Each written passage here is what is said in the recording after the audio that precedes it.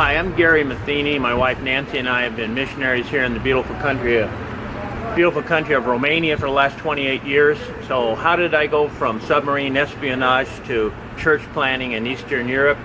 Well, I got a story to tell you. Follow me.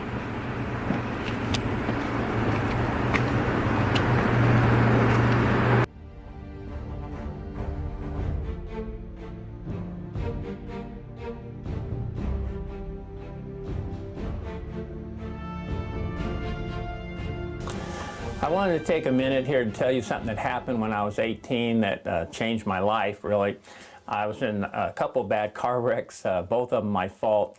On the second one, I almost killed myself. And on the second day in the hospital, they called my parents up, said, come on down here. And I was losing blood in my left kidney, and they couldn't stop it, at least at that time. And I woke up just for a few seconds there on that second day, and I saw my dad standing next to my hospital bed, and he had this disgusted look on his face. He was upset, and he looked like he was saying, what am I doing raising these kids? And I loved my dad. I was a self-centered young person. Sorry to say, I didn't really care about other people's feelings, but I did care about my dad, and I loved him, and I didn't want to hurt him. And I made a decision that when I got out of that hospital, I was going to do something to please him. A few months later, he said, Gary, you ought to go join the Navy Seabees. Well, I had no desire to join any branch of the service. I'm proud of it now, but then I didn't want to go in, and I said, okay. And he was surprised I said that, and he wasted no time. He got me in his truck, he drove me down there, and I went to Navy recruiter, and I joined for 6 years. A little while after I was on active duty, I saw somebody filling in a request to become a diver, and I asked him about it, and he said, if you're interested, you ought to fill one in. I wasn't interested, but I said, give me one, and I filled it in. Again, this was done to please my dad. He liked watching Lloyd Bridges on Sea Hunt, and I thought, this will make him proud of me and put a smile on his face.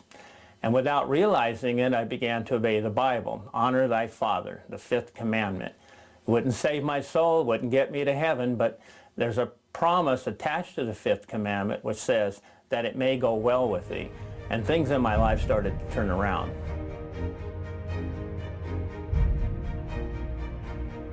I went to diving school, second-class diving school in Washington, D.C. It was a 10-week school, it was a salvage school, basically. And then I went to Guam for 8 months for the Navy.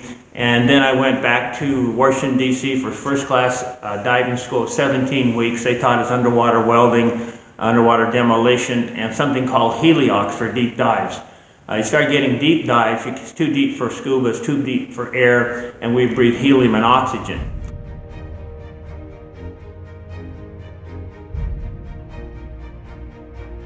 Saturation diving school, and most people never even heard of such a thing. It's a 14-week school that the Navy has, and it's for deep dives, living on the bottom of the ocean 7 days at a time, and 3 days at depth and 4 days of decompression, and each day we'd leave our underwater habitat for a couple hours.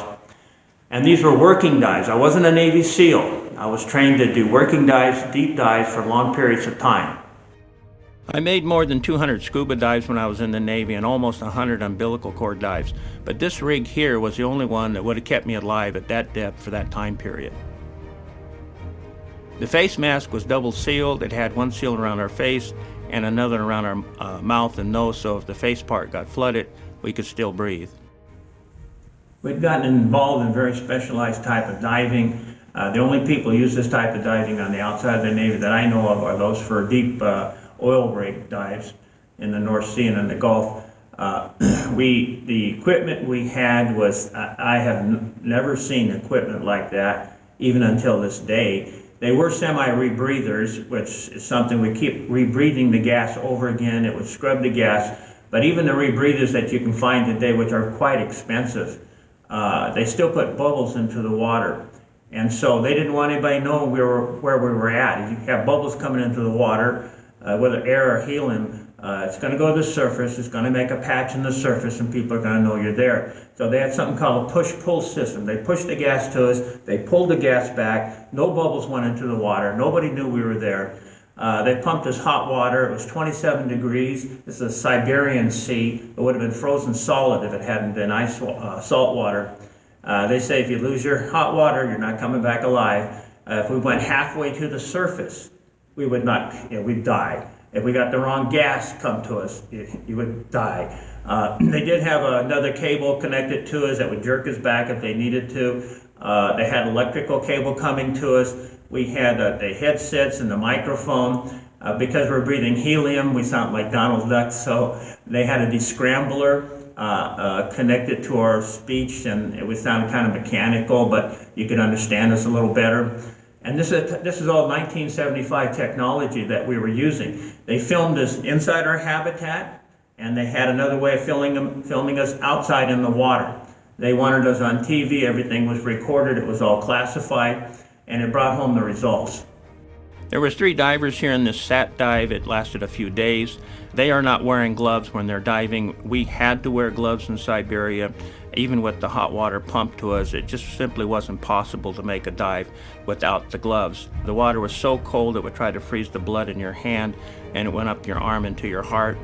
They have poor visibility here, but we had worse in Siberia. With the lights, the most we could see was about 6 feet.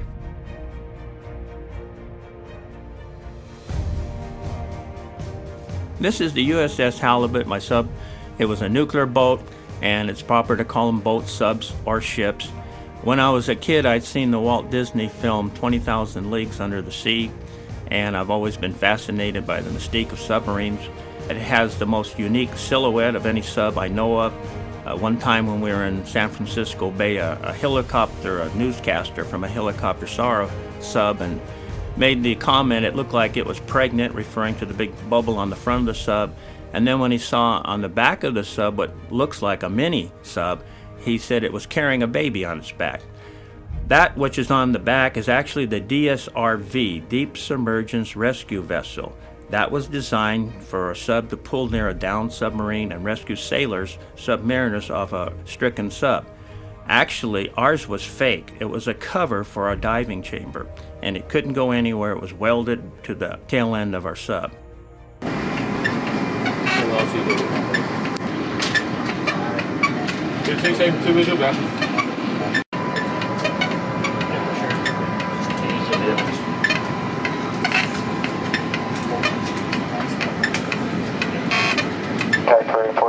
Some kind of report. County is 7 gain, IJ2 band contact, Sentinel Train 2, possible navigation radar, threat by perimeter, analyzing. Need some kind of... For all you land lovers, I'm going to have to bring you up on the living conditions of a sub. Everything was crammed into them, and the first couple of weeks I was always hitting my head on some valve sticking out. The bunks were 3 bunks high. They had narrow passageways. Some of them you actually had to go down sideways to get through them.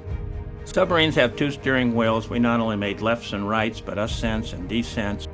Our submarine had several countermeasures. At least one of the tubes in the forward torpedo room was loaded with a torpedo that was a countermeasure, a non-explosive torpedo, a decoy. It would play the same sound that our submarine made into the water. It maneuvered like our submarine. If a Russian destroyer started using active sonar and pinging into the water, the torpedo, this countermeasure, would pick the ping up, amplify it, in hopes of confusing any enemy. Now, all these countermeasures are nice, but they're considered last-ditch efforts. And had the Russians found out we were there in their territorial waters, the odds were really in their favor that we wouldn't get away. There were secrets on our subs, there was codes on our subs, and it had the latest technology. And the last thing the Navy wanted was for all this to fall into the hands of the Russians. So there were explosive charges on our sub in the forward part and the aft part to scuttle our boat if we were cornered by the Russians.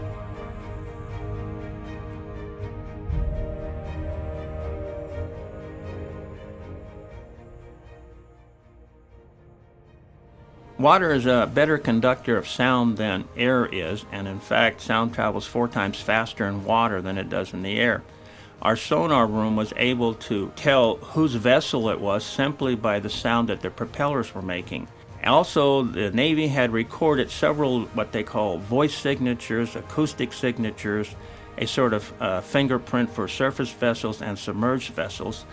And if we could confirm the voice signature, sonar could even tell us the name of the vessel. The chow hall where we ate was too small for all the sailors, so we ate in shifts. We actually had the best food in the Navy. Some things we went without. After the first week, we ran out of eggs and fresh fruit.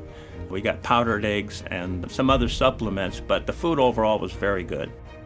A submarine cannot send out a radio message because if it does, it risks giving away our position. And we had no way to talk to anybody in our family until we got back into port. There's no fresh air, there's no sun, there's no windows, there's no women, and nobody ever asks you how the weather is.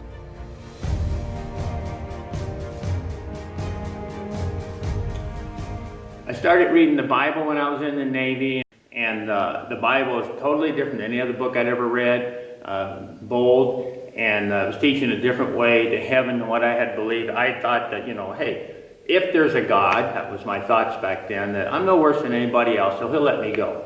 And as I was reading in the Bible, it wasn't based upon what I'd done. God's way of salvation puts all the glory on God, and we don't get any of the credit. I read here in the scriptures and in other places where it says, this passage in Ephesians chapter 2, verse 8 and 9, "For by grace are you saved through faith, and that not of yourselves." And I thought, well, it's got to be at least a little bit of myself. But it's not of yourself. It is the gift of God. It's not the gift of the church or the minister. It's the gift of God. And if we want it, then we have to go to the person who gives it, and that's the Lord himself. And if I was going to get to heaven, I realized that I'm going to have to do this his way. I can't expect God to change for me and make it based upon my brownie points and good works. And it goes on to say, "Not of works, lest any man should boast." God doesn't want us bragging to him about how great we are. He already knows we're sinners. About the time I was contemplating this on my free time in the Navy, but not for the Navy, in my free time I went skydiving one day, which I should have never done because I'm a little afraid of heights. And I got up there in this plane, I went out in the wing, and I'm supposed to let go of the wing. That's a very simple rule of skydiving. You have to let go of the plane to go skydiving. I think most people believe that parachutes work. I'm not too sure how many of them actually trusted a parachute. You have to let go of the plane to trust the parachute. In this story, the parachute represents Jesus Christ, and the plane represents our religion, our good works, whatever you're trusting in to get you to heaven. And you have to let go of one in order to trust the other. You just can't say, well, I won't trust, I'll just trust this and Jesus. I'll do it both of them. You either trust in him or you're not, and the only way to trust him is to let go of your good works. When people say, hey, I believe in God, and if I'm good, I'll go to heaven, they're believing in being good. They believe God exists, but they're trusting in being good to get to heaven. You got to let go of the plane. And when I was 23, I let go of the plane spiritually. I let go of other things I trusted. I didn't put my faith in another church. Churches are good, should be good, but I put my faith in Christ. I called upon him. Scripture says, "For whosoever," me or you, "for whosoever shall call upon the name of the Lord shall be saved."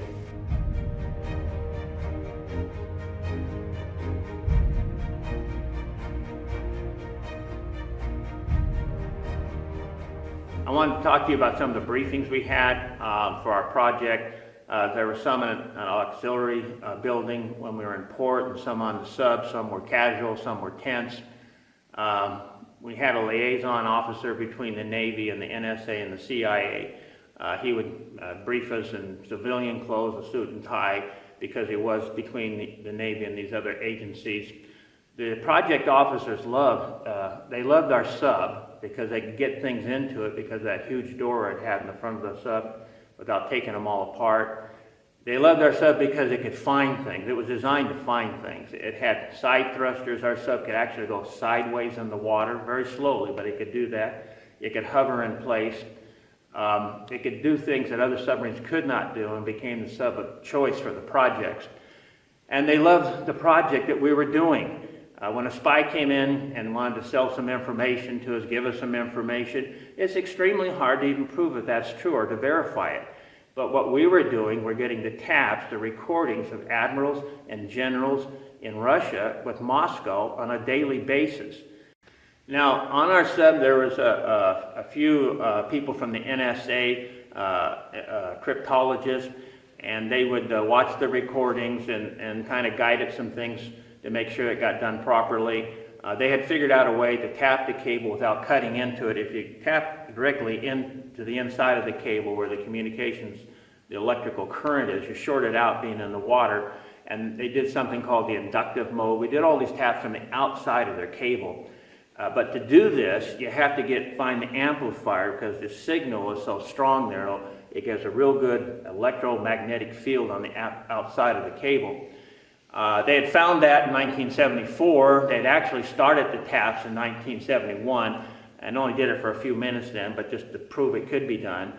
And the NSA people had figured out a way not only to get the taps from the outside of the cable, but to do it without having all these channels mixed together. It was 18 channels, military channels, and if they didn't separate them, which I thought was quite a feat from the outside of the cable, it would be like walking into a room and listening to 18 people speak at the same time. So they were able to get all that together. We knew their plans in the event of war. We knew where their subs had gone and what they had done, where they had gone to. They said it was like playing poker with somebody. It said if you knew what the other person was holding in his hand, you'd have the obvious advantage. Well, we had the obvious advantage in this, especially during the arms negotiations. If the Russians wanted to bluff us, which they tried to do sometimes they would try to trade off some system, maybe a missile system that didn't work very well or didn't work at all. And our guys could go down through the list of things we got off this recordings in Siberia, and they could ask their arms negotiators for things that their negotiators didn't even know they had. Or if they wanted to trade something off that didn't work or they were having problems with, we could say, no, that's okay, you can keep it, we don't want it. And so this was a great win for America. And it went on for 10 years, it was betrayed, but during that time we learned how they fought, and that's still valuable today.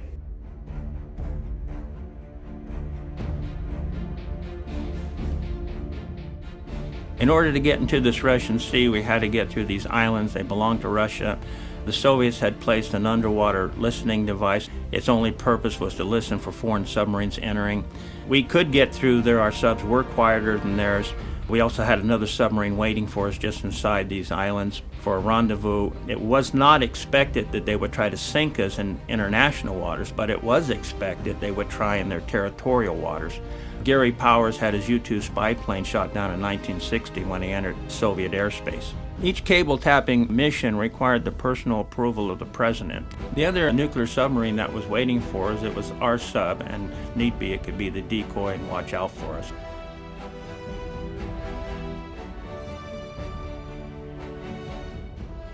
While I was on the submarine, the halibut, I was struggling with the decision to serve God or not. And I was praying. I wanted to make the dive.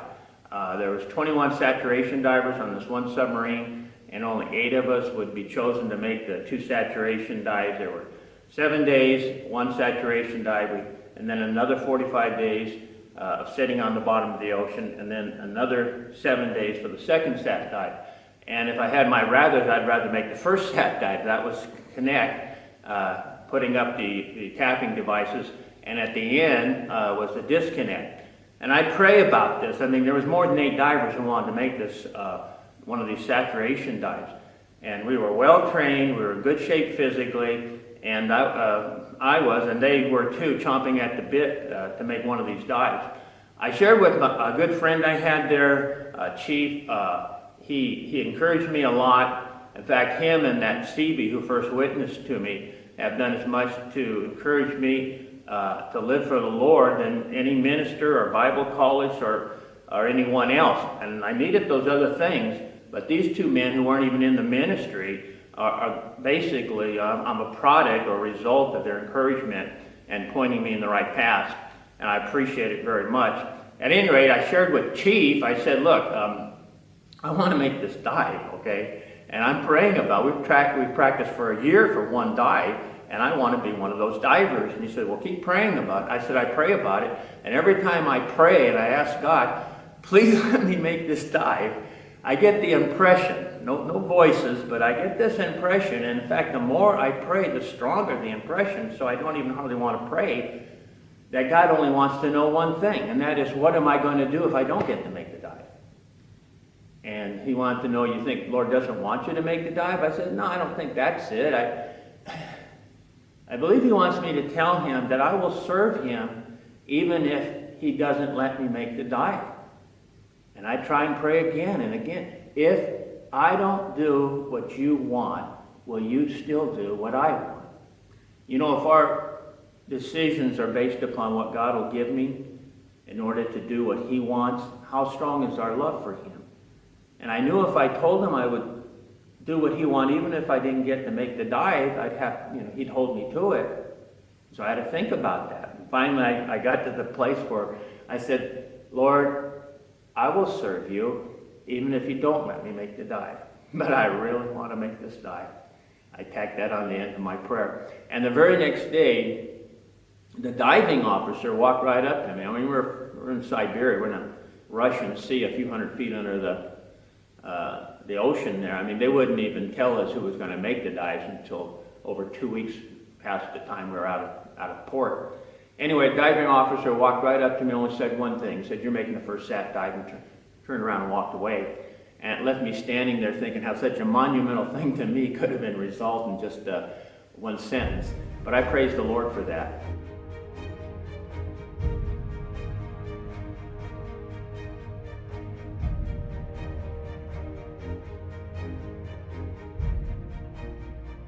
In this photo, we got two divers here from our sub. They're placing a tapping device. To the right of them is something called a ROVE, a remotely operated vehicle.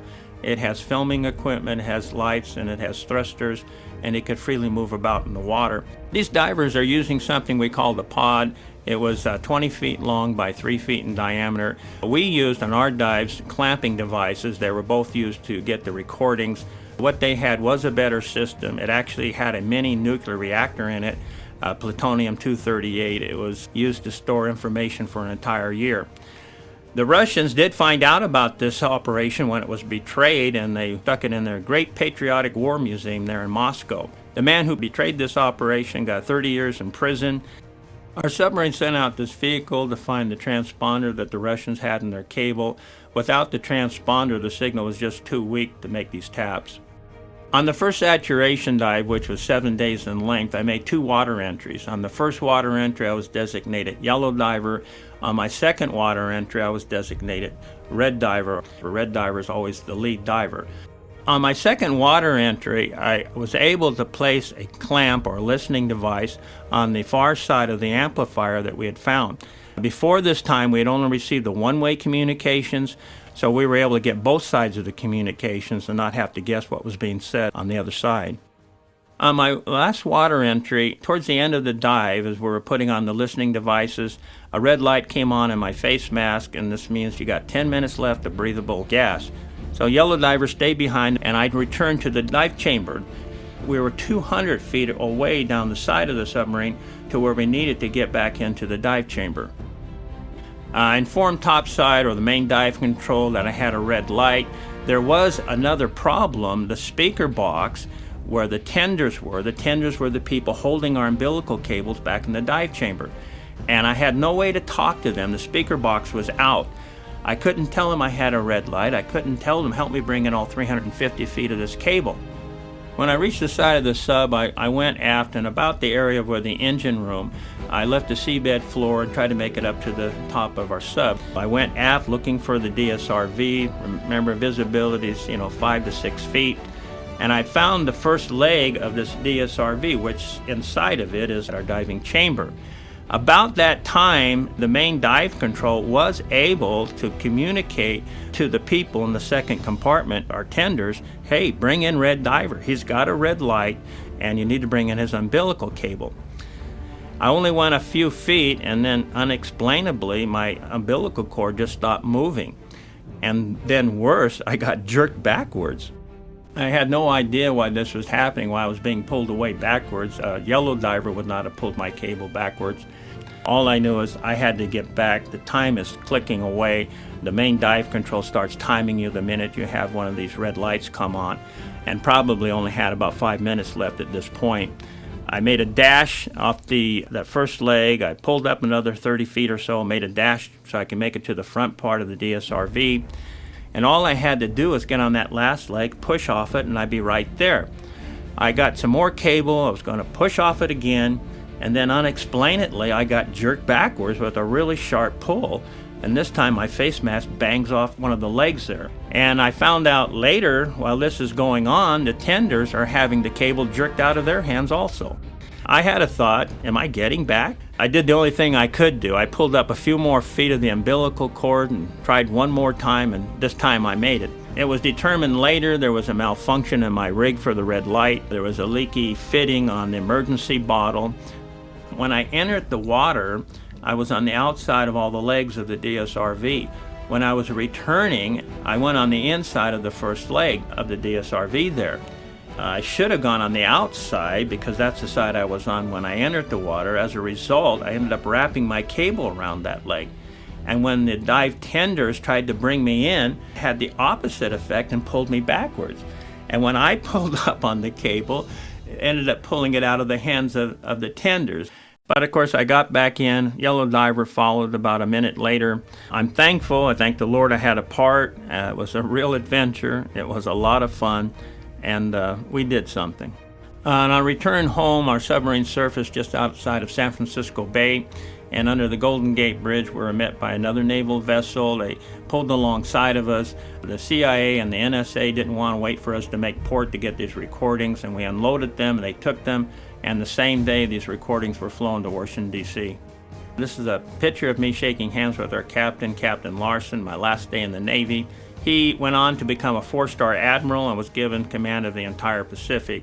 After the approval by a congressional committee, I was awarded the Legion of Merit for this dive, as were all the divers who entered the water there in Siberia. Later, after I was off the submarine, I went to talk to my dad about how to be saved. I loved him. I loved him more than any other man on the planet.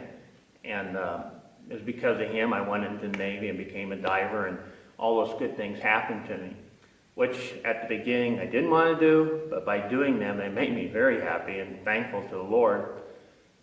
And also, about that time, it was the first time I actually thanked the Lord for not letting me die in that car wreck. At any rate, my dad and I, we love each other, we get along great. But there's one subject that's really a bad subject with him, that's how to be saved. And I'd have other people say, well, you ought to tell your dad this, and you ought to tell your dad that. And I said, you ought to tell him. It's World War III. He explodes immediately and starts cussing, and it's not fun.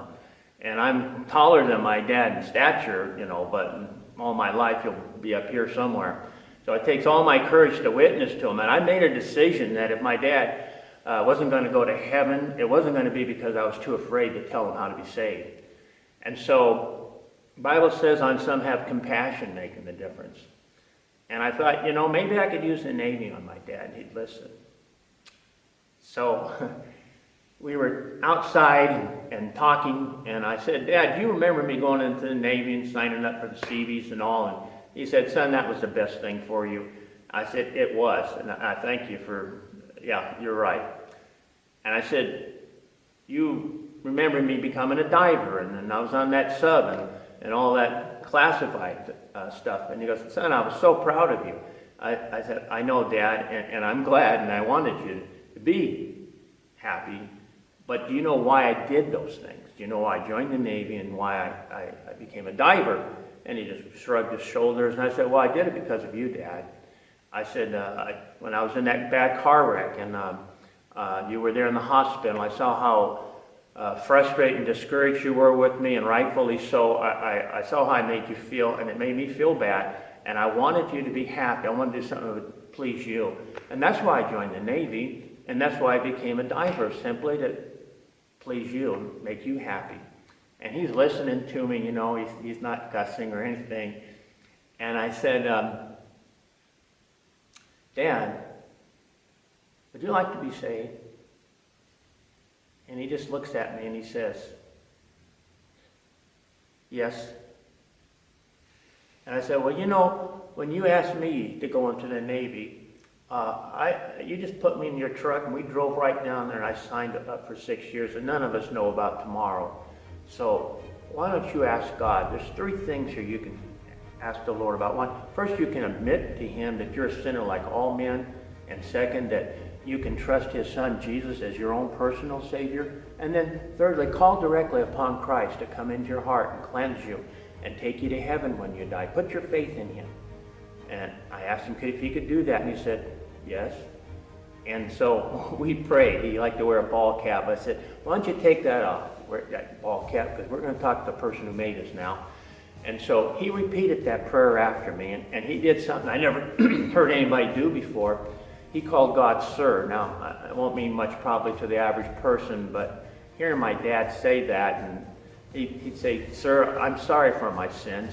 Please forgive me. And wiped away what I believe was a tear from his cheek. And when he got done praying, I said, Dad, you meant that, didn't you? And he likes to use adjectives, you know. And he said, well, of course I meant that. You'd have to be a blankety-blank fool not to do something like that. And I said, Dad, it's you don't have to use those words anymore, but I'm rejoicing that you've trusted Jesus Christ also. And you know, setting out to make my dad happy, honor thy father, that it may be well with me. Nancy and I here in Romania and 12 years before in the state of Washington serving the Lord has made us very happy. And I put this together because there's all kind of mix in the mix here. And I wanted to put the essential parts in there because God gave them, or they worked out because of following certain principles that he had. And I don't regret any of that. And I'm glad that I gave my life to him and to his service.